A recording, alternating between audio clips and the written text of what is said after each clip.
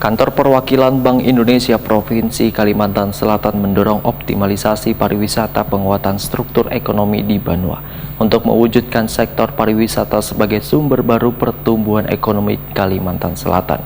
Diperlukan koordinasi kerjasama antar stakeholder di daerah untuk menyiapkan aspek infrastruktur maupun fasilitas pendukung pariwisata. Kantor Perwakilan Bank Indonesia Provinsi Kalimantan Selatan mendorong optimalisasi pariwisata sebagai identifikasi sumber-sumber pertumbuhan ekonomi baru dan penguatan struktur ekonomi di Banua ini.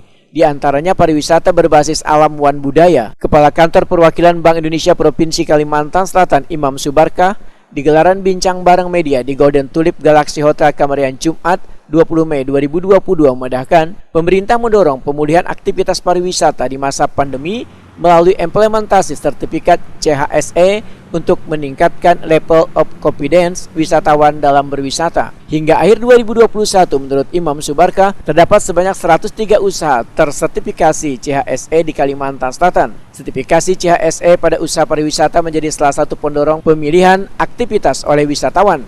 Untuk mewujudkan sektor pariwisata sebagai sumber baru pertumbuhan ekonomi Kalimantan Selatan, menurut Imam Subarkah, memerlukan koordinasi dan kerjasama antar stakeholder di daerah untuk menyiapkan aspek infrastruktur maupun fasilitas pendukung pariwisata.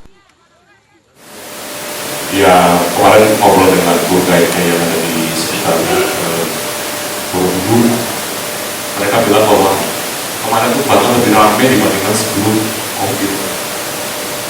Frekuensi pengunjung, kemudian yang menggunakan kendaraan mereka ke wisata juga lebih tinggi dibandingkan sebelum COVID. Jadi artinya ini bisa menjadi titik balik untuk kegiatan wisata pasca pandemi ya, karena memang ada dorongan angin, dorongan jenuh, dorongan ini fresh ya.